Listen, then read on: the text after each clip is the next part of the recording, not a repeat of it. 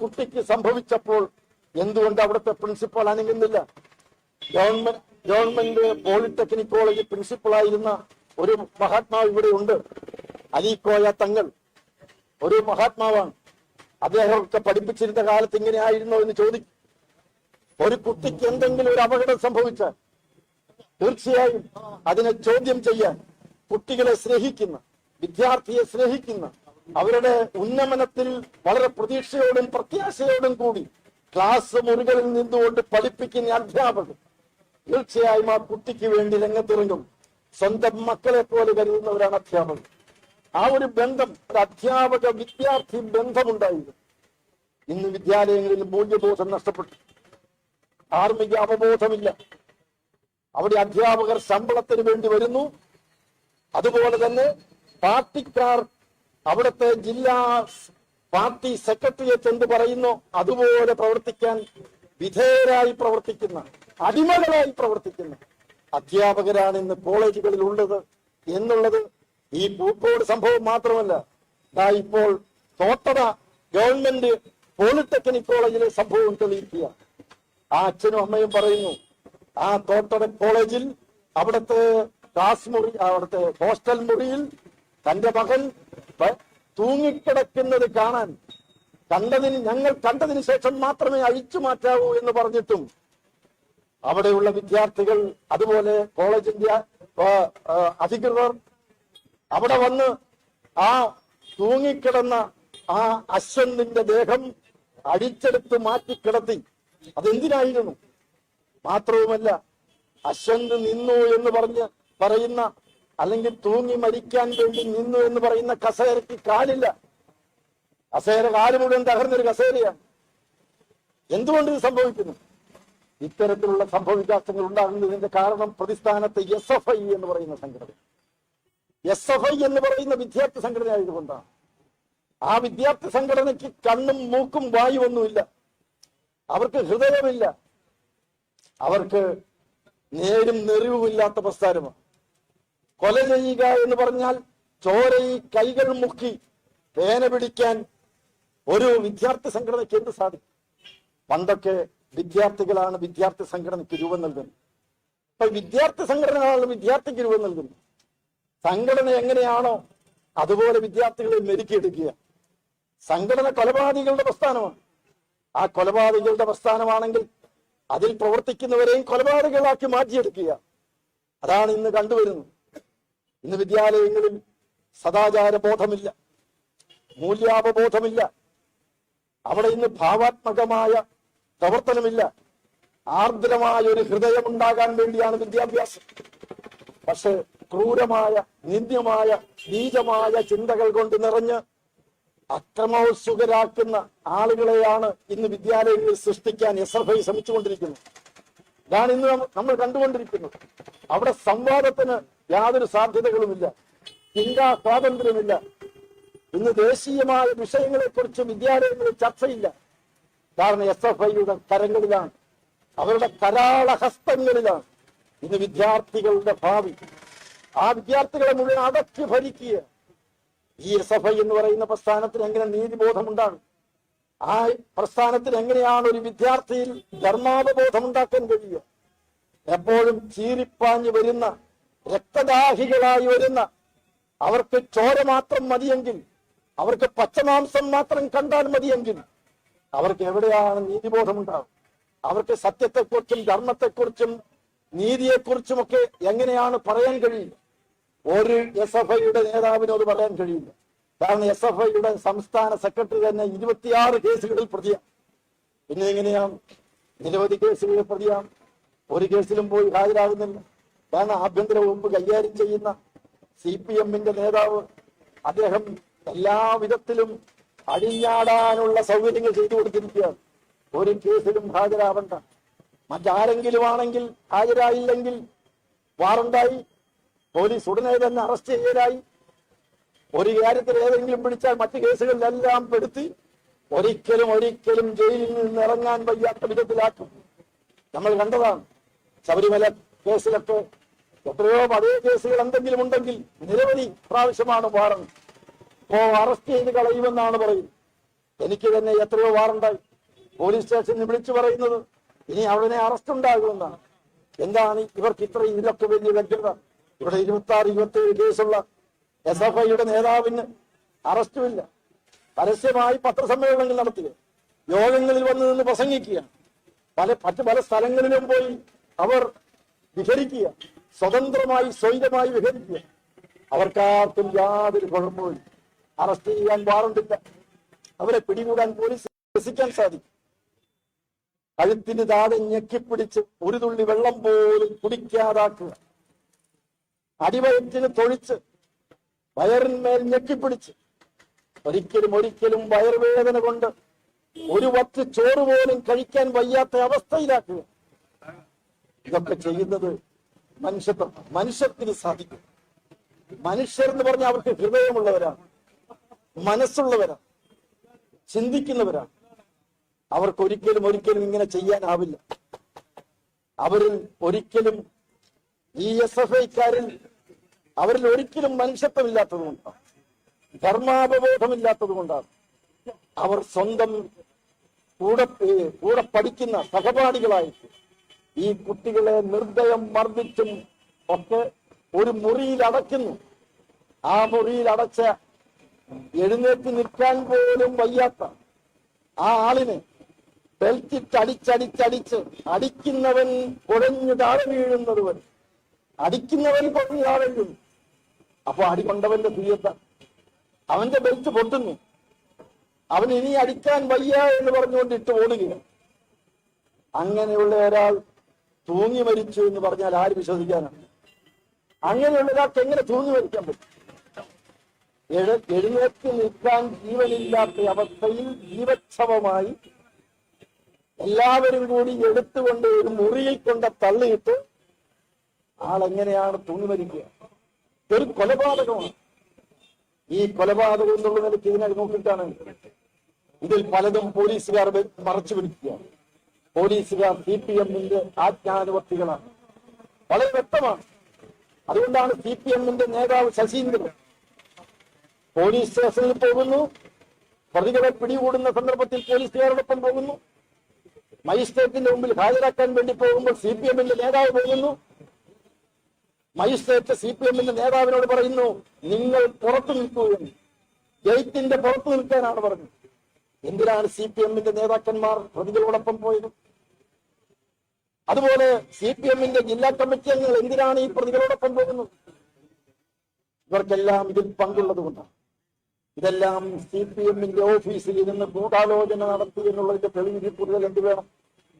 ഇത്രാം തീയതി ഇത്ര മണിക്ക് ഇന്നത് സംഭവിക്കും എന്നുള്ളതിനെ കുറിച്ച് മുൻകൂട്ടി അറിയാമായിരുന്ന CPMന്റെ നേതാക്കന്മാർ എല്ലാം മറച്ചുവെച്ചു. ഇതിലൊരു ഗൂഢാലോചനയുണ്ട്. ഇതിന്റെ പിന്നിൽ ആസൂത്രണമുണ്ടോ? ഇതിന്റെ പിന്നിൽ വൻ സ്രാവുകളുണ്ട്. ആ വൻ സ്രാവുകളെ കണ്ടെത്തണം. അങ്ങനെ കണ്ടെത്തണമെന്നുണ്ടെങ്കിൽ തീർച്ചയായും വളരെ വിദഗ്ധമായ വിശദമായ ഒരന്വേഷണം ആവശ്യമുണ്ട്. ഈ പോലീസിനെ കൊണ്ട് ഇത് സാധ്യം. കാരണം പോലീസുകാർ CPMന്റെ വിശ്വസ്ത വിധേയന. അവർക്കൊരിക്കലും സത്യം കണ്ടെത്താൻ പറ്റില്ല. CBI എൻക്വയറി തന്നെ വേണം. വൈദഗ്ധ്യമുള്ള കുറ്റാന്വേഷണ വിദഗ്ധന്മാർ, നൈപുണ്യമുള്ളവർ, കുറ്റാന്വേഷണത്തിൽ പ്രാഗൽഭ്യമുള്ളവർ ഈ കേസ് അന്വേഷിക്കണം. അതുകൊണ്ട് CBI തന്നെ ഈ കേസ് അന്വേഷിക്കണം. CBI കേസ് അന്വേഷിക്കണമെങ്കിൽ 2 മാർഗത്തിലൂടെ സാധിക്കും. ഒന്ന്, കേരള ഗവൺമെന്റ് ശുപാർശ ചെയ്യണം, അല്ലെങ്കിൽ ഹൈക്കോടതി പറയണം. ഇവിടെ ഹൈക്കോടതിയിൽ കേസ് ഫയൽ ചെയ്യാൻ സിദ്ധാർത്ഥിന്റെ കുടുംബാംഗങ്ങൾ തയ്യാറായിക്കൊണ്ടിരിക്കുക. അതെത്തുമാകട്ടെ. പക്ഷെ കേരള ഗവൺമെന്റിന് ഒരു ബാധ്യതയുണ്ട്. എന്തുകൊണ്ട് കേരള ഗവൺമെന്റ് CBI അന്വേഷണത്തിന് ശുപാർശ ചെയ്യുന്നില്ല? ഇവിടെ പല സംഭവങ്ങളിലും ശുപാർശ ചെയ്തിട്ടുണ്ടല്ലോ. എത്രയോ കേസുകളിൽ കേരള ഗവൺമെന്റ് ഇതിനേക്കാളൊക്കെ വളരെ അങ്ങേയറ്റം ഒരു പരക്കെ അത്ര വലിയ ഒച്ചപ്പാടും ബഹളമൊന്നും ഉണ്ടാക്കാത്ത പല കേസുകളും, അപ്രധാനമായിട്ടുള്ള പല കേസുകളും CBIക്ക് വിട്ടുകൊടുക്കാൻ കേരള ഗവൺമെന്റ് ശുപാർശ ചെയ്തിട്ടുണ്ടല്ലോ. പക്ഷെ ഈ കേസ് അതിനൊക്കെ എത്രയോ വലിയ ദുരൂഹതകൾ നിറഞ്ഞ നിരവധി ആളുകളുടെ പങ്കാളിത്തമുള്ള ഈ കേരളത്തിന്റെ മനസ്സാക്ഷിയെ, ജനങ്ങളുടെ മനസ്സാക്ഷിയെ ഞെട്ടിച്ച ഒരു വലിയ സംഭവമായതുകൊണ്ട് തീർച്ചയായിട്ടും ഇത് CBI അന്വേഷിക്കാൻ കേരള ഗവൺമെന്റ് ശുപാർശ ചെയ്യേണ്ടതാണ്. അതിനൊട്ടും മടിച്ചുകൂടാ. തങ്ങളുടെ കരങ്ങൾ ശുദ്ധമാണെങ്കിൽ, CPM-ന് ഇതിൽ യാതൊരു വിധത്തിലുള്ള പങ്കുമില്ലെങ്കിൽ, എന്തുകൊണ്ട് ഈ കുടുംബാംഗങ്ങൾക്ക് നീതി വാങ്ങിക്കൊടുക്കാൻ ഈ ഗവൺമെന്റ് ഒരു CBI അന്വേഷണത്തിന് ശുപാർശ ചെയ്യുന്നില്ല? അത് കേരള ഗവൺമെന്റിന്റെ അങ്ങനെ ശുപാർശ ചെയ്താൽ ഒരു വലിയ വീഴ്ച സംഭവിക്കുമെന്ന് കരുതേണ്ടതില്ല. കാരണം ഏത് തരത്തിലുള്ള അന്വേഷണവും നേരിടാൻ തയ്യാറാണ് എന്നാണ് മുഖ്യമന്ത്രി പറയേണ്ടത്. മുഖ്യമന്ത്രി പോലും ആ സംഭവം നടന്ന് ഇത്രയും നാൾ കഴിഞ്ഞിട്ടും 18-ാം തീയതി കഴിഞ്ഞിന്ന് തീയതി ഈ 9-ാം തീയതി ആയിട്ടും ഇതേക്കുറിച്ച് അന്വേഷിക്കാൻ മാതാപിതാക്കളോട് 2 വാക്ക് സംസാരിക്കാൻ പോലും തയ്യാറാകാത്ത ആ മുഖ്യമന്ത്രി ഒരു CBI അന്വേഷണത്തിന് ഉത്തരവിടാൻ തയ്യാറാകുമോ? പക്ഷെ ഈ നാട്ടിലെ ജനങ്ങളുടെ സമ്മർദ്ദമാണ് ആവശ്യം. ഈ സത്യാഗ്രഹ സമര പരിപാടി ഇവിടെ നടത്തുന്നതിന്റെ ഉദ്ദേശം അതാണ്. ജനമനസാക്ഷി ഉണരണം, ബഹുജനാഭിപ്രായം സ്വരൂപിക്കണം, ജനങ്ങൾ ഉണരണം. ഏത് രാഷ്ട്രീയ പാർട്ടിയിൽപ്പെട്ടവരായിക്കൊള്ളട്ടെ. ഇവിടെ ശ്രീ MT രമേശ് വാസ്തവത്തിൽ ഇന്ന് തെരഞ്ഞെടുപ്പിൽ ഒരു സ്ഥാനാർത്ഥി എന്നുള്ള നിലയ്ക്ക് എത്രയോ സ്ഥലങ്ങളിൽ പോയി വോട്ട് ചോദിക്കാൻ വളരെ തിരക്കിട്ട പരിപാടികളുമായിട്ട് നിൽക്കുന്ന ഒരാളാണ്, ഒരു സ്ഥാനാർത്ഥിയാണ്. ആ സ്ഥാനാർത്ഥി ഒരു ദിവസം ഇതിനു വേണ്ടി നീക്കി വെക്കണമെങ്കിൽ അത്രയേറെ പ്രാധാന്യമുള്ള ഒരു കാര്യമായിരുന്നു. ഈ നാട്ടിലെ സമസ്ത ജനതയുടെയും പ്രശ്നമായതുകൊണ്ടാണ്. കാരണം ഇനി ഒരു സിദ്ധാർത്ഥൻ ഈ കേരളത്തിൽ ഉണ്ടായിക്കൂടാ. സിദ്ധാർത്ഥൻ ഉണ്ടായതുപോലെ ഒരനുഭവം ഇവിടുത്തെ മാതാപിതാക്കൾക്ക് ഇനി ഉണ്ടായിക്കൂടാ.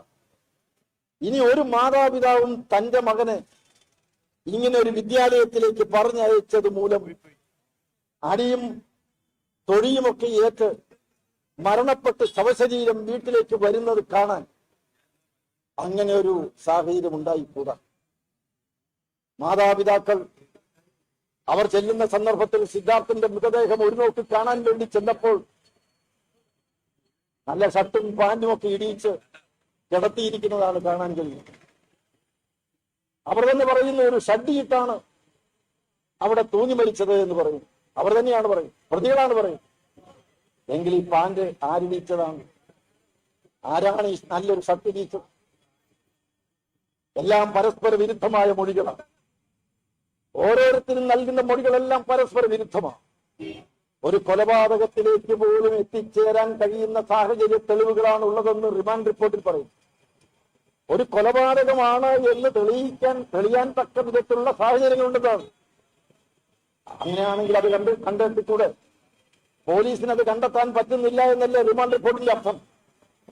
ഇതുവരെയായിട്ടും കണ്ടെത്താൻ പറ്റുന്നില്ലെങ്കിൽ, ഇതൊരു കൊലപാതകമാണ് എന്ന് നിങ്ങൾക്ക് പോലീസിന് സംശയമുണ്ടെങ്കിൽ, നിങ്ങളുടെ അന്വേഷണത്തിൽ നിങ്ങൾക്ക് തെളിയിക്കാൻ കഴിയാത്ത നിസ്സഹായാവസ്ഥയാണുള്ളതെങ്കിൽ നിങ്ങൾ കേസ് CBIക്ക് കൈമാറും. അതിനെന്തിനാ പഠിക്കുന്നത്? എന്തിനാണ്? നിങ്ങൾക്ക് വയ്യാത്തൊരു കാര്യം നിങ്ങൾ കുറ്റസമ്മതം നടത്തുക. പറ്റുന്നില്ലാത്തൊരു കാര്യമാണ് നിങ്ങളുടെ മുന്നിലുള്ളതെങ്കിൽ പറ്റുന്നവർക്ക് വിട്ടുകൊടുക്കുക, CBIക്ക് വിട്ടുകൊടുക്കുക. പോലീസ് എന്താ അതിന് തയ്യാറാകാത്തത്? എന്തുകൊണ്ടാണ്? പോലീസ് അതിന് തയ്യാറാവണം.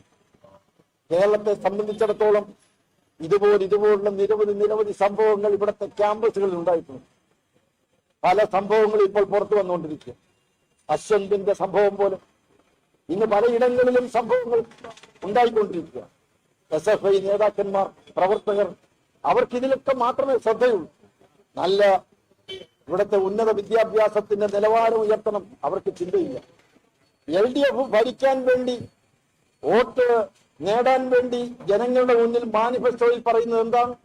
ഉന്നത വിദ്യാഭ്യാസ രംഗത്ത് കേരളത്തെ ഒരു ഹബ്ബാക്കി മാറ്റിയെടുക്കുമെന്നാണ്. ഉന്നത വിദ്യാഭ്യാസത്തിന്റെ ഹബ്ബാക്കി മാറ്റുമെന്നാണ് പറഞ്ഞത്. ഇന്ന് ഉന്നത വിദ്യാഭ്യാസ രംഗത്ത് നടക്കുന്നത് എന്താ? ഒരു അച്ഛനും അമ്മയും സ്വന്തം കുട്ടികളെ SFIക്കാരുടെ നീരാളിപ്പിടുത്തത്തിൽ അമർന്നിരിക്കുന്ന ഒരു വിദ്യാഭ്യാസ സ്ഥാപനത്തിൽ അയക്കാൻ ഇന്ന് തയ്യാറില്ല. അതുകൊണ്ടാണ് അച്ഛനും അമ്മയും പറയുന്നത്, നീ എവിടെയെങ്കിലും പോയി രക്ഷപ്പെടും.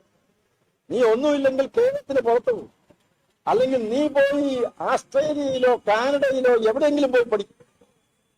ഈ കേരളത്തിൽ ഉന്നത വിദ്യാഭ്യാസ രംഗത്ത് നീ പോകണ്ട, ഒരു കോളേജിൽ നീ പോകണ്ട എന്ന് ഇവിടുത്തെ അധ്യാപകർ പറയും. അടുത്ത കാലത്ത് കാനഡയിൽ പഠിക്കാൻ വേണ്ടി വിസ കിട്ടാൻ ബുദ്ധിമുട്ടിയ, ആസ്ട്രേലിയയിൽ പോയി പഠിക്കാൻ വിസ കിട്ടുന്നില്ല എന്ന് പറഞ്ഞു 2 രക്ഷകർത്താക്കൾ എന്നെ സമീപിക്കുന്നുണ്ട്. എന്തെങ്കിലും ഒരു കാരണവശാൽ അവൻ വീട്ടിൽ വലിയ ബഹളമാണ്. ഒരു വിസ എങ്ങനെയെങ്കിലും നേടിയെടുക്കാൻ വല്ല മാർഗവുമുണ്ടോ? എന്താ കാരണമെന്ന് ചോദിച്ചു. എന്റെ മക്കൾ, ഞങ്ങൾ ചോര നീരാക്കി പണിയെടുത്ത് കഷ്ടപ്പെട്ട് സമ്പാദിച്ച് കിട്ടുന്ന പണം കൊണ്ടാണ് അവനെ പഠിപ്പിക്കുന്നത്. ആകെ ഒരു മകനാണുള്ളത്. അവനെ നന്നായിട്ട് പഠിപ്പിച്ച് ഒരു നല്ല നിലയിലാക്കിയെടുക്കണമെന്ന് ആഗ്രഹമുണ്ട്. ഈ കേരളത്തിലെ വിദ്യാലയങ്ങളിലേക്ക് എങ്ങനെ പറഞ്ഞയക്കും? അങ്ങനെ പറഞ്ഞയച്ചാൽ ഞങ്ങൾക്ക് ഊണും ഉറക്കവും ഇല്ലാതെ കാത്തിരിക്കേണ്ടി വരില്ലേ? ഇന്ന് കേരളത്തിന്റെ വിദ്യാഭ്യാസ രംഗത്ത് സംഭവിച്ചുകൊണ്ടിരിക്കുന്ന ഓരോ വേദനിപ്പിക്കുന്ന സംഭവ വികാസങ്ങൾ നമ്മളെ ഓർമ്മപ്പെടുത്തുകയാണ്. ഇതുപോലുള്ള സംഭവം ഭാവിയുടെ വാഗ്ദാനങ്ങളാണ് വിദ്യാർത്ഥി. ഈ കേരളത്തിന് ഇതിലെ വിദ്യാലയം, യുവസമൂഹം, അവർ ഈ ചരസിന്റെയും മദ്യത്തിന്റെയും മയക്കുമരുന്നിന്റെയും അടിമകളാണ്. ഈ SFI പോലെയുള്ള സംഘടനകൾ ഈ യുവത്വത്തെ പിച്ച് ചീന്തുന്നത് കണ്ട് വേദനിക്കുന്ന യുവാക്കളുണ്ട്, വേദനിക്കുന്ന അമർഷത്തോടും ദുഃഖത്തോടും കൂടി കഴിയുന്ന രക്ഷിതാക്കളുണ്ട്, ഈ നാടിനെ സ്നേഹിക്കുന്ന ദേശസ്നേഹികളുണ്ട്. അവർക്ക് വേണ്ടിയാണ് ഈ സത്യാഗ്രഹം. ഈ രക്ഷിതാക്കളുടെ കണ്ണുനീർ തുടയ്ക്കുകയാണ് ഈ സത്യാഗ്രഹത്തിൽ MP രമേശ്. ഈ MP രമേശ് ഈ നാട്ടിലെ രക്ഷിതാക്കളും അതുപോലെ നന്നായി പഠിക്കണമെന്ന് ആഗ്രഹിക്കുന്ന വിദ്യാർത്ഥികളുടെയും മനസ്സാക്ഷിയെ ഉയർത്തിപ്പിടിച്ചുകൊണ്ടാണ് ഈ സത്യാഗ്രഹം ഇവിടെ നടത്തുന്നത്. ഇനി ഒരിക്കലും ഈ കേരളത്തിൽ ഇങ്ങനൊരു സംഭവം ഉണ്ടായിക്കൂടാ. ഇത് അവസാനത്തേതാവണം. ഊട്ടോട് സംഭവിച്ചത് പോലെ തന്നെ 2 വർഷങ്ങൾക്ക് മുമ്പ് തോട്ടടയിൽ സംഭവിച്ചിരുന്നു. ഇതുപോലെ നിരവധി സംഭവങ്ങൾ ഉണ്ടായതിന്റെ വേദനയിൽ നിന്ന് പിടയുന്ന ഈ കേരളത്തിലെ യുവസമൂഹം ഒരു വിമോചനത്തിന് വേണ്ടി ദാഹിക്കുക. ഭാരതീയ ജനതാ പാർട്ടി അടങ്ങുന്ന ഈ NDA ഈ കേരളത്തിലെ ജനങ്ങളുടെ മുമ്പാകെ അവർക്ക് പ്രതീക്ഷയും പ്രത്യാശയും നൽകുക. ഒരു കാരണവശാലും ഇത് അംഗീകരിച്ചു കൊടുക്കാൻ കഴിയില്ല. രക്ഷകർത്താക്കളെ, യുവസമൂഹമേ, നിങ്ങളോടൊപ്പം NDA ഉണ്ട്. ഈ തെരഞ്ഞെടുപ്പിൽ ഉയർത്തിപ്പിടിക്കുന്ന മുദ്രാവാക്യം അത് തന്നെയാണ്. സമാധാനത്തോടുകൂടി വിദ്യാഭ്യാസം നടത്താൻ വിദ്യാർത്ഥികൾക്കുള്ള അവകാശം ജന്മാവകാശം. ആ ജന്മാവകാശം നേടിയെടുക്കാനാണ് ഈ സത്യാഗ്രഹം. ഭരണഘടനാദത്തമായ അവകാശമാണ്. ആ അവകാശം നേടിയെടുക്കാൻ വേണ്ടിയാണ് ഈ സത്യാഗ്രഹം. ഈ സത്യാഗ്രഹത്തിലൂടെ ഈ നാട്ടിലെ ജനങ്ങൾക്ക് ലോകത്തോട് വിളിച്ചു പറയുന്ന ഒരു സന്ദേശമുണ്ട്. ആ സന്ദേശം വിദ്യാലയങ്ങളുടെ വിമോചനമാണ്. വിദ്യാലയങ്ങളുടെ വിമോചനമാണ്. ഈ മയക്കുമരുന്നിന്റെയും മദ്യത്തിന്റെയും SFIയുടെ പോലെയുള്ള ഭീകര പ്രസ്ഥാനത്തിന്റെയും പിടിയിൽ നിന്നും ഈ നാട്ടിലെ വിദ്യാലയങ്ങളെ വിമോചിപ്പിക്കുക എന്നുള്ളതാണ്. വിമോചിപ്പിച്ചേ മതിയാവും. കൊല ചെയ്യപ്പെടുന്ന സന്ദർഭത്തിൽ പരിതപിച്ചിട്ട് കാര്യമില്ല. അഭിമന്യു എന്ന് പറയുന്ന SFIയുടെ തന്നെ നേതാവ് കൊല ചെയ്യപ്പെട്ടു. ഇന്ന് എന്തുകൊണ്ടാണ് അഭിമന്യുവിന് വേണ്ടി വാദിക്കാൻ SFIയുടെ നേതാക്കന്മാർ തയ്യാറാകാത്തത്? അഭിമന്യു കൊല ചെയ്യപ്പെട്ടതിൽ പ്രതിസ്ഥാനത്ത് നിൽക്കുന്നവർ PFIക്കാരാണ്, ഭീകരവാദികളോടാണ്. ആ ഭീകരവാദികളുമായി SFI ഇന്ന് സന്ധി ചെയ്ത് കഴിഞ്ഞിരിക്കുന്നു. അവരിന്ന് കൂട്ടുകാരാണ്, അവരിന്ന് സഹയാത്രികരാണ്, അവരിന്ന് സുഹൃത്തുക്കൾ. അതുകൊണ്ട് അഭിമന്യുവിനെ അവർ വിട്ടു. അഭിമന്യുവിനെ പറ്റി ഇപ്പോൾ ഒന്നും പറയുന്നില്ല. പാരായാസ് കോളേജിന്റെ ക്യാമ്പസിൽ കിടന്ന് കുത്തേറ്റ് പിടഞ്ഞ് മരിച്ച ആ അങ്ങ് വട്ടവട എന്ന് പറയുന്ന ഇടുക്കി ജില്ലയിലെ ഒരു കുഗ്രാമത്തിൽ കഷ്ടപ്പെട്ട് ബുദ്ധിമുട്ടി ത്യാഗം സഹിച്ച് വളരെ പ്രതീക്ഷയോടുകൂടി അച്ഛനമ്മമാർ വളർത്തിക്കൊണ്ടുവന്ന അഭിമന്യു എന്ന് പറയുന്ന ചെറുപ്പക്കാരൻ കൊല ചെയ്യപ്പെട്ട് ഇത്രയും നാളുകളായി. ആ അഭിമന്യുവിന്റെ അവിടുത്തെ ഒരു രേഖ ഇപ്പൊ കോടതിയില്ലെന്ന് പറഞ്ഞു. മജിസ്ട്രേറ്റ് കോടതിയിൽ തപ്പി നോക്കിയപ്പോൾ 2022 നഷ്ടപ്പെട്ടതാണ്. പോസ്റ്റ്മോർട്ടം റിപ്പോർട്ടില്ല, FIR ഇല്ല, കുറ്റപത്രമില്ല, ഒന്നുമില്ല. എവിടെ പോയി? എന്താ മുഖ്യമന്ത്രി ഇതേക്കുറിച്ച് മൗനം പാലിക്കുന്നത്? എന്തുകൊണ്ടാണ് മുഖ്യമന്ത്രിക്ക് ഇതേക്കുറിച്ച് ഒന്നും പറയാനും? നാട്ടിൽ ഇത്രയധികം കൊലവിളികൾ ഉയരുമ്പോൾ അതിനെതിരെ ഇവിടുത്തെ നിരപരാധികളായ നിരുപദ്രവകാരികളായിട്ടുള്ള സാധാരണക്കാരായിട്ടുള്ള പാവങ്ങൾ കൈമുയർത്തി നീതിക്ക് വേണ്ടി കരയുമ്പോൾ, വിലപിക്കുമ്പോൾ, കേഴുമ്പോൾ നമ്മുടെ മുഖ്യമന്ത്രിക്ക് ഒരു മിണ്ടാട്ടമില്ല. അദ്ദേഹം നിശബ്ദനാണ്. അദ്ദേഹത്തെ ഇതൊന്നും ബാധിക്കുന്നതേ ഇല്ല. മാസപ്പടിയെ പറ്റി എന്തെങ്കിലും പറഞ്ഞു കഴിഞ്ഞാൽ ഉടനെ അദ്ദേഹം വികാര വിക്ഷോഭം മൂലം അദ്ദേഹം പൊട്ടിത്തെറി. അതേക്കുറിച്ച് അദ്ദേഹം സംസാരിക്കും. സ്വന്തം മകളുടെ കാര്യം വരുന്ന സന്ദർഭത്തിൽ അദ്ദേഹത്തിന് 100 നാക്ക, 1000 നാവ. നിയമസഭയിൽ എന്തെല്ലാമാണ് അദ്ദേഹം പറയും.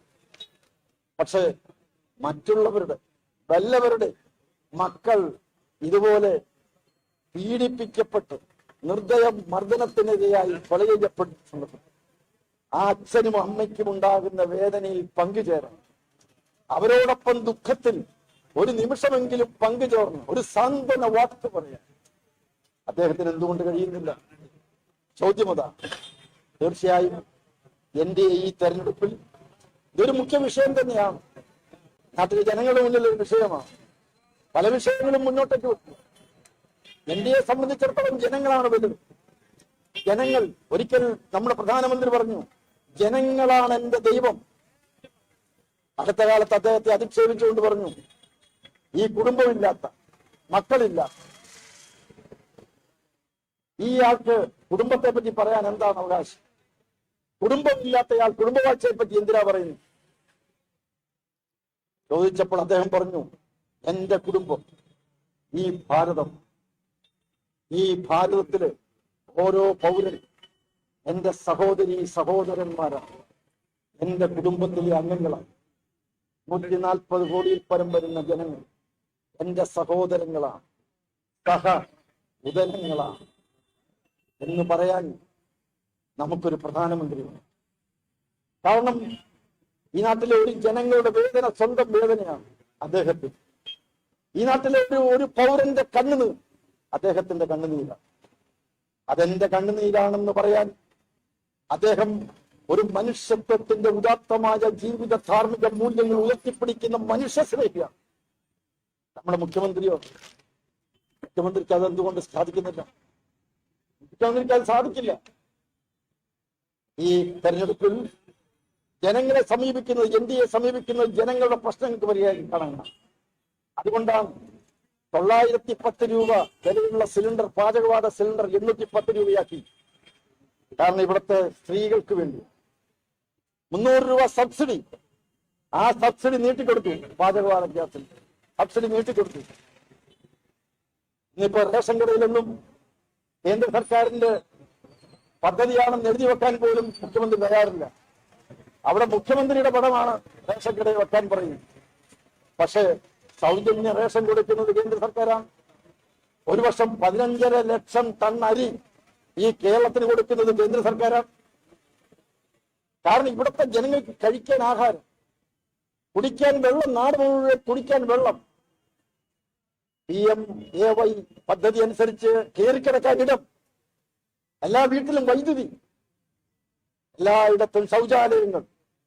ഇതൊക്കെയല്ലേ നാട്ടിലെ ജനങ്ങളുടെ പ്രശ്നങ്ങൾ. ജനങ്ങൾക്ക് എന്തെങ്കിലും പ്രശ്നമുണ്ടെങ്കിൽ, ഇവിടുത്തെ സാധാരണക്കാർക്കും പാവങ്ങൾക്കും എന്തെങ്കിലും ബുദ്ധിമുട്ടുണ്ടെങ്കിൽ അത് പരിഹരിക്കലാണ് ഒരു സർക്കാരിന്റെ കടമ. ഈ ഗവൺമെന്റ് എന്ത് ചെയ്തു? ഈ ഗവൺമെന്റ് പാവങ്ങൾക്കും വേണ്ടി ഒന്നും ചെയ്യുന്നില്ല. പീഡിതരും ദുഃഖിതരും മർദ്ദിതരുമായ ഈ നാട്ടിലെ പാവപ്പെട്ട ജനങ്ങൾക്ക് എന്തെങ്കിലും ചെയ്യുന്നു? ഒന്നും ചെയ്യുന്നില്ല. ആ ഒന്നും ചെയ്യാത്ത സർക്കാർ ഒരു വശത്ത്, മറുവശത്ത് ഈ വക കാര്യങ്ങളൊന്നും കണ്ടില്ല എന്ന് നടിച്ച് തങ്ങൾക്ക് വോട്ട് മാത്രം മതി എന്ന് പറയുന്ന കോൺഗ്രസിന്റെ നേതൃത്വത്തിലുള്ള UDF മറ്റൊരു വശത്ത്. അവരും ഇതിനൊക്കെ കൂട്ടുനിൽക്കുകയാണ്. കേരളത്തെ ഈ പരുവമാക്കിയതിന്റെ ഉത്തരവാദികൾ ഇവരാണ്. 67 വർഷക്കാലമായി കേരളം ഭരിച്ച കോൺഗ്രസും കമ്മ്യൂണിസ്റ്റ് പാർട്ടിയുമാണ് ഇതിനെല്ലാം ഉത്തരവാദികൾ. അതുകൊണ്ടാണ് കോൺഗ്രസിൽ നിന്നുമൊക്കെ നിരവധി നേതാക്കന്മാർ ഇന്ന് ഈ NDAയിലേക്ക് വന്നുകൊണ്ടിരിക്കുന്നത്. ഈ ഭാരതത്തിലെമ്പാടുമുള്ളവർ ഇന്ന് കോൺഗ്രസ് ബന്ധം ഉപേക്ഷിച്ചുകൊണ്ട് ആ നേതാക്കന്മാരെല്ലാം വന്നുകൊണ്ടിരിക്കുകയാണ്. കെ കരുണാകരന്റെ മകൾ പത്മജയും എത്തിക്കഴിഞ്ഞിരിക്കുന്നു. കേരളത്തിൽ ഇനിയും കോൺഗ്രസ് നേതാക്കന്മാർ എത്തുകയാണ്. NDAയിലാണ് എല്ലാവർക്കും പ്രതീക്ഷ. ഈ കേരളത്തിലെ ജനങ്ങളുടെ പ്രതീക്ഷയും പ്രത്യാശയും NDA. അതുകൊണ്ട് ഈ തെരഞ്ഞെടുപ്പിൽ മത്സരിക്കുന്ന നമ്മുടെ എല്ലാം പ്രിയങ്കരനായ ഈ നാട്ടിലെ ജനങ്ങളുടെ കഷ്ടപ്പാടുകളും ദുഃഖങ്ങളും അവരുടെ ബുദ്ധിമുട്ടുകളും നേരിട്ട് കണ്ട് മനസ്സിലാക്കി അവരോടൊപ്പം പ്രവർത്തിക്കുകയും കഴിയുകയും ചെയ്തുകൊണ്ട് അവരുടെ കണ്ണുനീർ തുടയ്ക്കുന്ന മനുഷ്യസ്നേഹിയായ സ്ഥാനാർത്ഥി CMD രമേശ് ഈ പൂക്കോട് വെറ്ററിനറി കോളേജിൽ ഇങ്ങനെ ഒരു സംഭവം ഉണ്ടായപ്പോൾ ഇവിടെ വന്ന് ഒരു ദിവസം സത്യാഗ്രഹം അനുഷ്ഠിക്കുന്നത് അതിനു വേണ്ടിയാണ്. ഒരുപക്ഷെ മറ്റ് മുന്നണികൾക്കാർക്കും തോന്നാത്ത കാര്യം എന്തുകൊണ്ട് NDAക്ക് തോന്നി എന്ന് ചോദിച്ചാൽ മനുഷ്യത്വത്തിന് വേണ്ടി വാദിക്കുന്ന പ്രസ്ഥാനമായതുകൊണ്ടാണ്. ഈ നാട്ടിലെ സാധാരണക്കാരായ ഓരോരുത്തരുടെയും വേദന സ്വയം ഏറ്റുവാങ്ങിക്കൊണ്ട് അവർക്ക് വേണ്ടി വാദിക്കാൻ, ശബ്ദിക്കാൻ, പ്രവർത്തിക്കാൻ തയ്യാറായതുകൊണ്ടാണ്. അതുകൊണ്ട് ഈ സത്യാഗ്രഹ പരിപാടി ജനങ്ങൾക്ക് വേണ്ടിയിട്ടുള്ളതാണ്. ഇവിടുത്തെ അധികാരികളുടെ കണ്ണു തുറപ്പിക്കാൻ വേണ്ടിയിട്ടുള്ളതാണ്. ഈ സത്യാഗ്രഹ സമര പരിപാടിയിൽ അണിചേർന്നുകൊണ്ട് ഇത് വിജയിപ്പിക്കാൻ എല്ലാവരോടും അഭ്യർത്ഥിച്ചുകൊണ്ട് ഈ സമര പരിപാടി ഇവിടെ ഉദ്ഘാടനം ചെയ്തതായി പ്രഖ്യാപിക്കുന്നു. നന്ദി.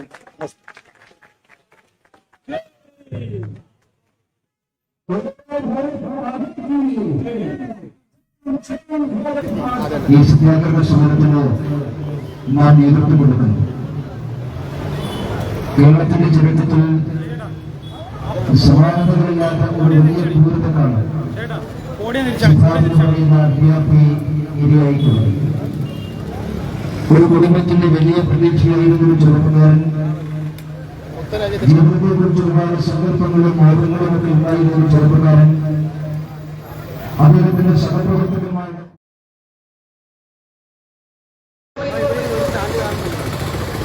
ഹൈദരാബാദില് അവിടുത്തെ സർവകലാശാലയിൽ ജാതി വിവേചനത്തിന് വിധേയമായി രോഹിത് കമല എന്ന് പറയുന്ന വിദ്യാർത്ഥി ആത്മഹത്യ ചെയ്തപ്പോ 24 മണിക്കൂർ കഴിയുമുമ്പേ ആ സർവകലാശാല അധികൃതർ അന്വേഷണത്തിൽപ്പെട്ടതാണ്. ആ സംഭവം ഉണ്ടായപ്പോ കേരളത്തിലെ CPM നേതാക്കന്മാരെല്ലാവരും രോഹിത് കമലയുടെ നീതി കിട്ടാൻ വേണ്ടി വലിയ സമരമുയർത്തിയവരാണ്. ഹൈദരാബാദ് സർവകലാശാലയിലേക്ക് മാർച്ച് നടത്തിയവരാണ്.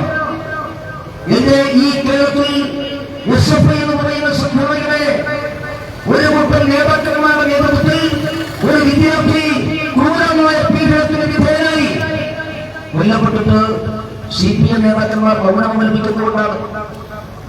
നേരത്തെ രാജേന്ദ്രൻ പറഞ്ഞല്ലോ, പ്രതികളെ ഹാജരാക്കുമ്പോ CPM നേതൃത്വം എന്തിനാണ് മജിസ്ട്രേറ്റിനോട് ശുപാർശ പറയാൻ വേണ്ടി പോകുന്നത്? ഈ കേസിൽ ഒന്നും പ്രതികൾ ആ പ്രതികളെ കൽപ്പെട്ട മജിസ്ട്രേറ്റിന്റെ വീട്ടിൽ ഹാജരാക്കുമ്പോ ആ മജിസ്ട്രേറ്റിനെ സമ്മർദ്ദത്തിലാക്കാൻ വേണ്ടി എന്തിനാണ് CPMന്റെ മുൻ MLA ആ വീട്ടിലേക്ക് പോകുന്നത്? CPMനെ സഹായിച്ച് പങ്കാളിക്കുന്ന നിലയിൽ എന്തിനാണ് അവിടുത്തെ ജുഡീഷ്യൽ മജിസ്ട്രേറ്റിനെ MLA സമ്മർദ്ദത്തിലാക്കാൻ വേണ്ടി പ്രതികൾ വരുന്നതിന് മുമ്പേ പ്രതികളെ പോലീസ് മജിസ്ട്രേറ്റിന്റെ വീട്ടിലേക്ക് എത്തുന്നുണ്ട്. മുൻ MLA ആയിട്ടുള്ള ശശീന്ദ്രൻ ഈ മജിസ്ട്രേറ്റിന്റെ വീട്ടിലെത്തുകയാണ്. മജിസ്ട്രേറ്റുമായി സംസാരിക്കുകയാണ്. അവസാനം നിർവാഹമില്ലാതെയാണ് മജിസ്ട്രേറ്റ് ഈ ശശീന്ദ്രൻ എന്ന് പറയുന്ന മുൻ MLA വീട്ടിൽ നിന്ന് മടക്കിവിടുന്നത്. എന്തിനാണ് CPMന്റെ ഈ മുൻ MLA ഈ പ്രതികൾക്ക് വേണ്ടി മജിസ്ട്രേറ്റിനെ സമ്മർദ്ദത്തിലാക്കാൻ, ജാമ്യം കിട്ടാൻ മജിസ്ട്രേറ്റ് സമ്മർദ്ദത്തിലാക്കുന്നത്? അതിന്റെ അർത്ഥം CPMന് ഈ കാര്യത്തിൽ കൃത്യമായിട്ടുള്ള പങ്കുണ്ട് എന്നുള്ളതാണ്.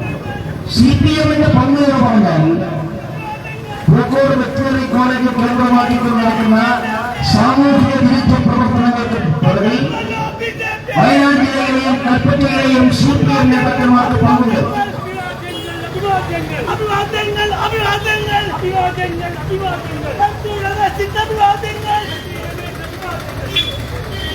ആ കോളേജിലെ നടക്കുന്ന എല്ലാ സാമൂഹിക വിരുദ്ധ പ്രവർത്തനത്തിന്റെയും പുറകിൽ CPMന്റെ നേതാക്കന്മാർക്ക് പങ്കുണ്ട്. ഇതിനെക്കുറിച്ച് ജുഡീഷ്യൽ അന്വേഷണത്തെ ഭയപ്പെടുന്നത്, CBI അന്വേഷണത്തെ ഭയപ്പെടുന്നത് അതുകൊണ്ടൊക്കെയാണ്. ഇത് കേവലം ആൾക്കൂട്ടം അഭ്യർത്ഥന്റെ വിഷയം മാത്രമല്ല, ഒരു കോളേജ് ക്യാമ്പസ് കേന്ദ്രീകരിച്ചുകൊണ്ട് നടക്കുന്ന രാജ്യദ്രോഹ പ്രവർത്തനം, ദേശവിരുദ്ധ പ്രവർത്തനം, സാമൂഹിക വിരുദ്ധ പ്രവർത്തനം, ഇതുമാണ് പൂക്കോട് വെറ്ററിനറി സർവകലാശാലയിലെ SFI നേതാക്കന്മാരെല്ലാം PFIയുടെ ഉൽപ്പന്നങ്ങളാണ്. പോപ്പുലർ ഫണ്ടിന്റെ മറയിൽ വീഞ്ഞു വലിക്കുക, പോപ്പുലർ ഫണ്ടിന്റെ ആയുധ പരിശീലനം സിദ്ധിക്കുക, പോപ്പുലർ ഫണ്ടുകാരായിട്ടുള്ള ആളുകളാണ് വെറ്ററിനറി കോളേജിലെ SFI നേതാക്കന്മാർ.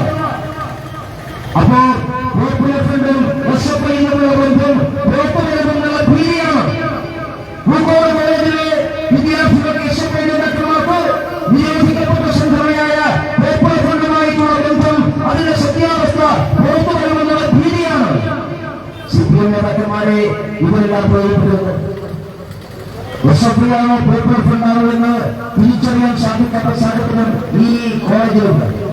അതുകൊണ്ടാണ് ഞാൻ പറഞ്ഞത്, ഇത് സമാനതകളില്ലാത്ത സംഭവമാണ്.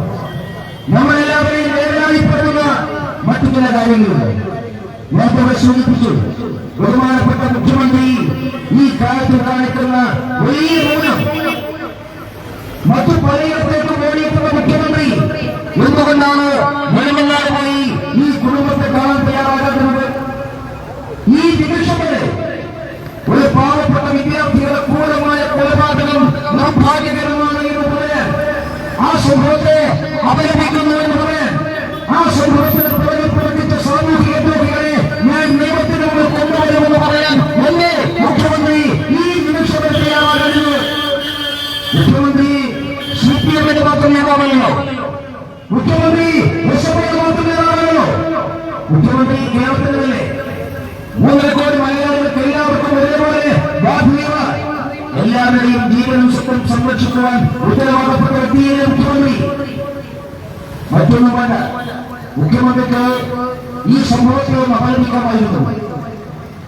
സംഭവിക്കാൻ പാടില്ലാത്തതാണ് വെറ്റിനറി കോളേജിൽ ഉണ്ടായത് എന്ന് മുഖ്യമന്ത്രിക്ക് പറയാമായിരുന്നു. അത് പറയാൻ തയ്യാറായില്ല എന്ന് മാത്രമല്ല, മുഖ്യമന്ത്രി അർത്ഥഗർഭമായിട്ടുള്ള മൗനം അവതരിപ്പിച്ചു. മുഖ്യമന്ത്രിയുടെ ഈ മൗനമാണ് കേരളത്തിലെ ഏറ്റവും വലിയ അപകടം. ഒരു വിദ്യാർത്ഥി ക്രൂരമായി കൊല്ലപ്പെട്ടത് തന്റെ പാർട്ടിയുടെ വിദ്യാർത്ഥി സംഘടനകളുടെ നേതാക്കന്മാർ എല്ലാവരും ചേർന്ന് ഒരു ചെറുപ്പക്കാരനെ 3 ദിവസം നഗ്നനാക്കി തല്ലി കൊന്നിട്ട് ആ സംഭവത്തെ കുറിച്ച് മുഖ്യമന്ത്രി കാണിക്കുന്ന മൗനമുണ്ടല്ലോ, ആ മൗനമാണ് പ്രിയപ്പെട്ടവരെ ഈ കേരളത്തിൽ ഏറ്റവും വലിയ ഭീതി ഉണ്ടാക്കുന്നത്. മുഖ്യമന്ത്രിയുടെ മൗനം എല്ലാവരെയും ഭയപ്പെടുത്തണം. കാരണം ഇത്തരം ആളുകൾക്ക് സഹായം ചെയ്തു കൊടുത്തിട്ടുള്ള വ്യക്തിയാണ് മുഖ്യമന്ത്രി. നവകേരള സദസ്സിന്റെ ഭാഗമായി DYFIക്കാരും എസ്.എഫ്.ഐക്കാരും നിയമം കയ്യിലെടുത്തപ്പോ അതെല്ലാം ഈ എസ്.എഫ്.ഐയുടെയും DYFIയുടെയും നേതാക്കന്മാരെ ന്യായീകരിക്കാൻ അതിനുവേണ്ടി മുഖ്യമന്ത്രി നടത്തിയിട്ടുള്ള പ്രസ്താവന നമുക്ക് എല്ലാവർക്കും ഓർമ്മയുണ്ട്. ജീവൻ രക്ഷാപ്രവർത്തനമാണ് എന്നാണ് മുഖ്യമന്ത്രി എന്ന് പറഞ്ഞത്. ആ നിയമം കയ്യെടുത്ത് നടത്തുന്ന ക്രൂര പ്രവർത്തനത്തെ ജീവൻ രക്ഷാപ്രവർത്തനമാണ് എന്ന് ന്യായീകരിച്ച മുഖ്യമന്ത്രി വെറ്റിനറി കോളേജിലെ എസ്.എഫ്.ഐയുടെ ഗുണ്ടായിസത്തെ എന്ന് പറഞ്ഞ് ന്യായീകരിച്ചു. അത് ജീവൻ രക്ഷാപ്രവർത്തനമാണോ? ഞാൻ സൂചിപ്പിച്ചത്, മുഖ്യമന്ത്രി കാണിക്കുന്ന ഈ വലിയ മൗനമുണ്ടല്ലോ, ആ മൗനം അങ്ങേയറ്റം അപകടകരമാണ്. ഇതുകൊണ്ട് അതിനുശേഷം ചേർന്ന മന്ത്രിസഭായോഗം സിദ്ധാർത്ഥിന്റെ കുടുംബത്തിന് നഷ്ടപരിഹാരം കൊടുക്കാൻ തയ്യാറായില്ല. ഇവിടെ മറ്റുള്ളവർക്കും നഷ്ടപരിഹാരം കൊടുക്കുന്നുണ്ടല്ലോ. ഹരിയാനയിൽ ഒരു ചെറുപ്പക്കാരുടെ കുട്ടി തീവണ്ടി യാത്രക്കാർ തമ്മിലുണ്ടായിട്ടുള്ള വാക്കേറ്റത്തിലും തർക്കത്തിലും കൊല്ലപ്പെട്ടപ്പോൾ നമുക്ക് ഓർമ്മയുണ്ട്. ജുനൈദ് എന്ന് പറയുന്ന ആ ചെറുപ്പക്കാരൻ കൊല്ലപ്പെട്ട സംഭവത്തിൽ കേരളത്തിൽ നിന്ന് ഹരിയാനയിലേക്ക് വണ്ടി കയറി ആ കുടുംബത്തിന് 10 ലക്ഷം രൂപ കൊടുക്കാൻ തയ്യാറായിട്ടുള്ള മുഖ്യമന്ത്രിയാണ് ശ്രീ പിണറായി വിജയൻ. ഇന്ന് മുഴുവങ്ങാട് വീട്ടിൽ തന്റെ പാർട്ടിക്കാരായിട്ടുള്ള കുട്ടിയെ കാണിച്ച തൊഴിൽ മാസത്തിൽ ക്ഷമചരിക്കുന്നതെന്ന് പറഞ്ഞുകൊണ്ട് 10 ലക്ഷം രൂപ വേണ്ട, നിങ്ങൾക്ക് സാധിക്കുന്നില്ല ആ കുടുംബത്തിന് നഷ്ടപരിഹാരം കൊടുക്കാൻ തയ്യാറാകുന്നതല്ലേ? ഇതുകൊണ്ടാണ് മന്ത്രിസഭായോഗം അങ്ങനെ തീരുമാനമെടുക്കുന്നത്. അതുകൊണ്ടാണ് സൂചിപ്പിച്ചത്, മുഖ്യമന്ത്രിയുടെ മൗനം ഈ ക്രൂരരെ സഹായിക്കാൻ വേണ്ടിയിട്ടുള്ളതാണ്. മാത്രമല്ല, മുഖ്യമന്ത്രി മാത്രമല്ല, നേതാവ് കേരളത്തിലെ സാംസ്കാരിക നായകന്മാരായിട്ടുള്ള ആളുകൾ ആരെങ്കിലും ഈ സംഭവം കഴിഞ്ഞിട്ട് സിദ്ധാർത്ഥ കൊല്ലപ്പെട്ടിട്ട് ഏതാണ്ട് 10-20 ദിവസക്കാലമാകുന്നു. ഈ ഇത്രയും ദിവസത്തിലേക്ക് കേരളത്തിലെ ഏതെങ്കിലും ഒരു സാംസ്കാരിക പ്രവർത്തകൻ, സാഹിത്യകാരൻ, കലാകാരന്മാർ ആരെങ്കിലും ഒരാൾ ആ സിദ്ധാർത്ഥന്റെ കുടുംബത്തോട് കാണിച്ച ഈ നീതികരനെ എതിർക്കാൻ തയ്യാറായിട്ടുണ്ടോ? ആ അച്ഛനും ഐക്യദാർഢ്യം പ്രകടിപ്പിക്കാൻ തയ്യാറായിട്ടുണ്ടോ? ഒരു 10 വരി പ്രസ്താവന ഏതെങ്കിലും സാംസ്കാരിക നായകന്മാർ നടത്തിയിട്ടുണ്ടോ? ഈ സാംസ്കാരിക നായകന്മാർ കാണിക്കുന്ന ഈ വലിയ മൗനമല്ലോ പ്രിയപ്പെട്ടവരെ, അത് കേരളത്തിന്റെ ശാപമാണ്. ഈ സാംസ്കാരിക നായകന്മാരാണ് CPM-ന്റെ അവരെറിഞ്ഞു കൊടുക്കുന്ന എച്ചിലുകൾക്ക് വേണ്ടി കഴിവരി കൊടുന്ന, CPM എറിഞ്ഞു കൊടുക്കുന്ന എച്ചിലുകൾ വാരിയെടുക്കാൻ വേണ്ടി കഴിവരി കൊടുന്ന സാംസ്കാരിക നായകന്മാരെന്ന് പറയുന്ന ഈ വർഗമാണ് ഈ കേരളത്തിന്റെ ഏറ്റവും വലിയ ശാപവും ഭാരവുമായിട്ടുള്ളത്. അവർ കൂലിപ്പേരുകാരാണ്, മറ്റുള്ളവർക്ക് വേണ്ടി കൂലി പണി ചെയ്യുന്നവരാണ്. ഈ കൂലിപ്പേരുന്നവരായിട്ടുള്ള വിഭാഗം അവരാരെങ്കിലും ഒരാൾ മനുഷ്യത്വമുള്ള ആരെങ്കിലും ഒരാൾ ഇതിനു വേണ്ടി ശിക്ഷ തയ്യാറായി പോകട്ടെ. CPM-ന് സഹയാത്രകരായിട്ടുള്ള ആളുകൾ പോകട്ടെ. കോൺഗ്രസിന്റെ കൂടെ പഠിക്കുന്ന കുറെ സാംസ്കാരിക നായകന്മാരുണ്ടല്ലോ, അവരാരെങ്കിലും പോയോ? എന്റെ കോൺഗ്രസുകാർക്ക് സിദ്ധാർത്ഥന്റെ മരണത്തോട് ഒരു പ്രതിപത്തിയുമില്ലാത്തത്, സിദ്ധാർത്ഥന്റെ കൊലപാതകത്തിന് പുറകിൽ കൽപ്പറ്റയിലെയും വയനാട്ടിലെയും ചില കോൺഗ്രസ് നേതാക്കന്മാരെ പൊന്നാകുന്ന കുറിച്ച് വാർത്തകളോ? ആ കോൺഗ്രസ് നേതൃത്വം എന്ന് പറയുന്നത് നേരത്തെ പൊള്ളുമായി ഒരു ഭീകര സംഘടനയാണ് എന്ന് നിസ്സംശയം നമുക്ക് പറയാൻ വേണ്ടി സാധിക്കും. അതല്ലാതെ ഏതെങ്കിലും ഒരു വിദ്യാർത്ഥി സംഘടനക്ക് സഹപാഠിയായിട്ടുള്ള ചെറുപ്പക്കാരനോട് ഇങ്ങനെ പെരുമാറാൻ സാധിക്കില്ല.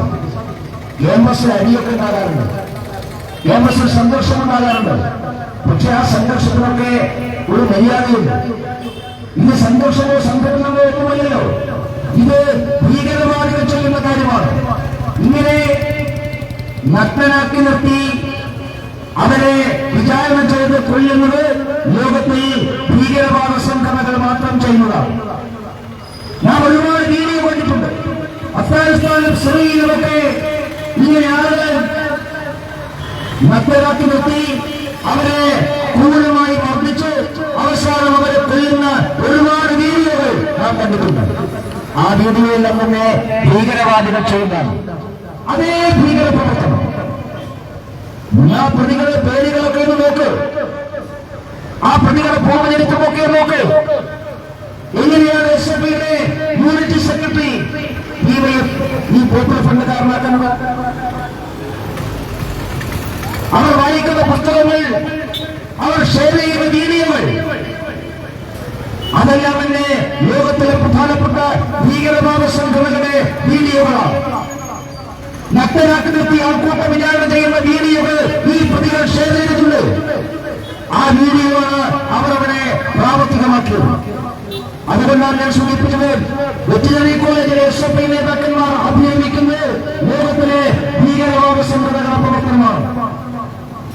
ആ ഭീകരവാദികളെയാണ് അനുകരിക്കാൻ ലോകത്തിലെ മനുഷ്യത്വരഹിതമായി പ്രവർത്തിക്കുന്ന ക്രൂരതയ്ക്ക് പേരുകെട്ട, പൈശാചികതയ്ക്ക് പേരുകെട്ട മതഭീകരവാദ ശക്തികൾ ചെയ്യുന്ന അതേ പ്രവർത്തനമാണ് പൂക്കോട് വെറ്റിനറി കോളേജിലെ SFIക്കാർ നടത്തി.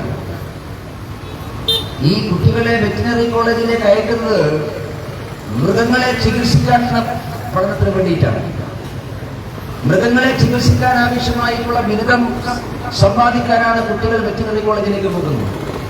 പക്ഷെ പൂക്കോട് വെറ്റിനറി കോളേജിലെ കുട്ടികൾ പോകുന്നത് മൃഗങ്ങളെ ചികിത്സിക്കാനാണോ അതോ സ്വയം മൃഗങ്ങളായി മാറാനാണോ ആ കോളേജിലേക്ക് ആളുകൾ പോകുന്നത് എന്ന് സംശയിക്കേണ്ടിയിരിക്കുന്നു. അങ്ങനെയാണ് ഇവിടെ പ്രവർത്തനം. അതുകൊണ്ടാണ് കഴിഞ്ഞ വർഷം ഒരാൾ പറഞ്ഞത്, ഇവരെല്ലാവരും പുറത്തിറങ്ങി മൃഗങ്ങൾക്ക് ചികിത്സിക്കാൻ തുടങ്ങിയാൽ ആ മൃഗങ്ങൾ നഷ്ടപരിഹാരത്തിന് കേസ് കൊടുക്കും. കാരണം അത്രയും മൃഗീയത ഞങ്ങൾക്കില്ല എന്ന് മൃഗങ്ങൾ പരാതി കൊടുക്കും. ഇതാണ് ഒരു കോളേജിൽ സംഭവിക്കുന്നത്. ഇതിപ്പോ കഴിഞ്ഞ ദിവസം ഒരാൾ പറഞ്ഞു, SFI എന്ന് പറയുന്ന സംഘടന അത് കേരളത്തിലെ ക്യാമ്പസുകൾക്ക് ഒരു വലിയ ശാപമായി മാറിയിരിക്കുകയാണ്, വലിയ ശാപവും ഭാരവുമാണ്. അതുകൊണ്ട് പ്രിയപ്പെട്ടവരെ, ഇനി ഇത്തരം സംഭവങ്ങൾ ആവർത്തിക്കാതിരിക്കാൻ പാടില്ല. ഇനി ഒരു ചെറുപ്പക്കാരൻ ഇതേപോലെ കൊല്ലപ്പെടാൻ വേണ്ടി പാടില്ല. അവർക്ക് നീതി ലഭ്യമാക്കണം, നീതി ഉറപ്പുവരുത്തണം. നിർഭാഗ്യവശാൽ ഇത്തരം കുട്ടികൾക്ക്, ഇത്തരം കൊടിയ പീഡനത്തിന് ഇരയാകുന്ന കുട്ടികൾക്ക് പലപ്പോഴും നീതി കിട്ടുന്നില്ല എന്നുള്ളതാണ്. നമ്മുടെ ഈ കോഴിക്കോട് ജില്ലയിലെ വളയത്ത് മഹിജ എന്ന് പറയുന്ന ഒരു അമ്മയുടെ അനുഭവം നമ്മൾക്ക് എല്ലാവരുടെയും മുമ്പിലുണ്ട്. മുഖ്യമന്ത്രിയോട് പരാതി പറയാൻ വേണ്ടി പോയ അമ്മയെ നടുറോട്ടിൽ പോലീസുകാരെ കൊണ്ട് വലിച്ചുറപ്പിച്ചത് നമ്മുടെ മുമ്പിലുണ്ട്. ഇനി നാളെ സിദ്ധാർത്ഥന്റെ മാതാവും പിതാവും മുഖ്യമന്ത്രിയെ കാണാൻ പോയാൽ അവരോട് ഈ മുഖ്യമന്ത്രിയും അദ്ദേഹത്തിന്റെ പോലീസും എങ്ങനെയാണ് പെരുമാറുക എന്നും നമുക്കറിയില്ല. കാരണം അവരാരും അങ്ങോട്ട് പോയിട്ടില്ലല്ലോ, അവരാരും പോയിട്ടില്ലല്ലോ. അതുകൊണ്ട് പ്രിയപ്പെട്ടവരെ, ഈ സത്യാഗ്രഹ സമരം നാം ഉയർത്തുന്ന ഒരു പ്രധാനപ്പെട്ട ആവശ്യം, ഇന്ന് സാങ്കേതികമായി സർക്കാർ ശുപാർശ ചെയ്തിട്ടുണ്ട്. പക്ഷെ ഈ സമരം CBI മാത്രമല്ല, സിദ്ധാർത്ഥന്റെ കുടുംബത്തിന് നീതി ലഭ്യമാക്കാനും ആ കുടുംബത്തോടുള്ള ഐക്യദാർഢ്യം കൂടിയാണ്. ഒരു മകൻ നഷ്ടപ്പെട്ടു പോയ മാതാപിതാക്കളോടുള്ള ഒരു കുടുംബത്തിന്റെ ഏക പ്രതീക്ഷയായിട്ടുള്ള ഒരു ചെറുപ്പക്കാരന്റെ ക്രൂരമായിട്ടുള്ള കൊലപാതകം, ആ കൊലപാതകം നടത്തിയ വ്യക്തികൾക്കെതിരായി സമൂഹ മനസ്സാക്ഷി ഉണരേണ്ട ആവശ്യകത ഉയർത്തിപ്പിടിച്ചുകൊണ്ടാണ് നാം ഈ സമരത്തിന് നേതൃത്വം കൊടുക്കുന്നത്. ഇതൊരു സമരമാണ്. ഈ സമരത്തിൽ പങ്കെടുത്ത എല്ലാ സഹപ്രവർത്തകന്മാരെയും അഭിവാദ്യം ചെയ്തുകൊണ്ട് ഞാൻ നിർത്തുന്നു. നമസ്കാരം. വളരെ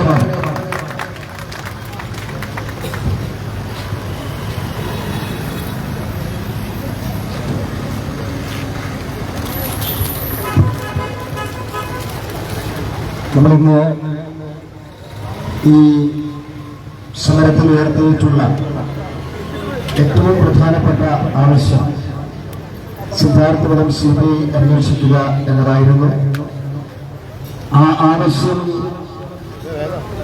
നിറവേറി കഴിഞ്ഞ സാഹചര്യത്തിൽ ഞങ്ങള് വൈകുന്നേരം വരെ നോക്കാതെ ഈ സത്യാഗ്രഹ സമരം സമാപന സഭയിലേക്ക് കടക്കുകയാണ്.